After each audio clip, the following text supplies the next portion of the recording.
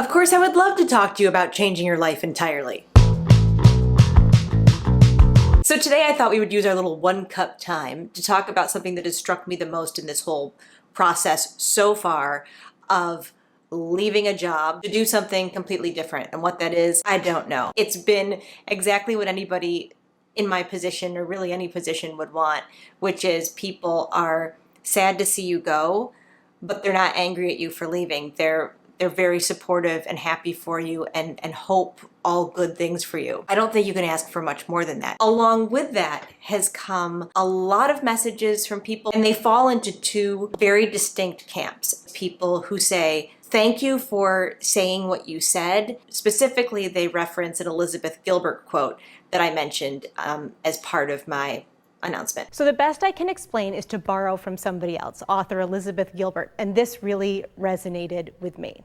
She says, everyone who has ever changed their life or laid claim to their own destiny began by surrendering to 2 words, not this. When I saw that, it finally put into words what I really just couldn't wrap my head around. It just brought me a sense of peace and calm, and it was just really helpful for me. So it was helpful for them. And one of the things that they would say is, I am in that place where I feel the same way, but I don't know what to do about it, and I feel very stuck. However, this made me feel encouraged. So thank you for that. Wonderful to know that you can be that for somebody else. On the other side, I heard from any number of people who said, I have been where you are right now, and I know how that feels, but I left a job after 15, 20, 25, 30 years to do something completely different. I'm so glad that I did it. It's very cool for a lot of reasons, because you have what ultimately turns out to be a lot of support and just realizing that you're not alone. Somebody said to me, don't let other people put their worry on you. That was something that just landed with me. And you don't know what you're gonna do next.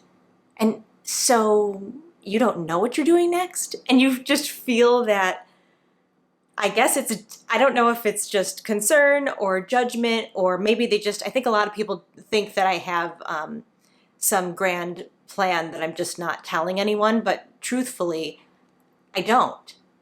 I am encouraged by what the future may bring, absolutely. I literally just knew it was time to take the leap, and had put myself in a position where, you know what, I'll be able to do that. Obviously another huge part of this is, it's financial. I mean, you have to still figure out if you're going to be able to support yourself.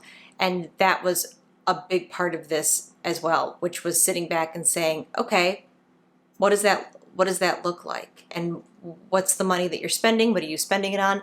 And I sincerely spent 2 years putting myself in a position where I could live more simply and not have to worry so much about the things I needed to pay for. But it's not a case of I have somebody supporting me or anything like that. I mean, it's just truly finding what is a simpler, in some ways, smaller life.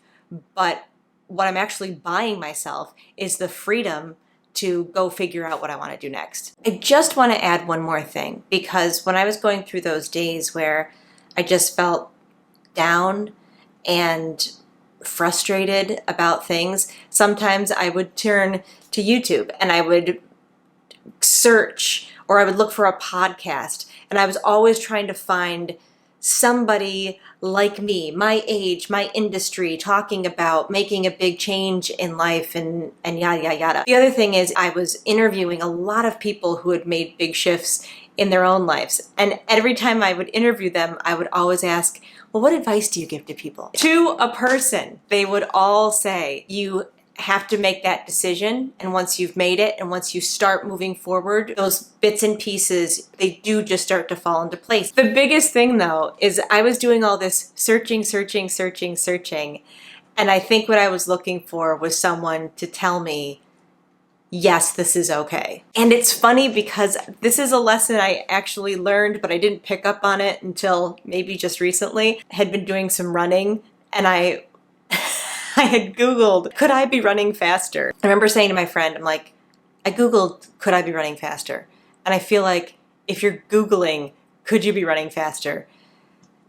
Yes, you probably could. It's just harder. So it was the same kind of idea, is that I was Googling and searching and looking and trying to figure out, how do I know if I'm making the right choice or if I should change things?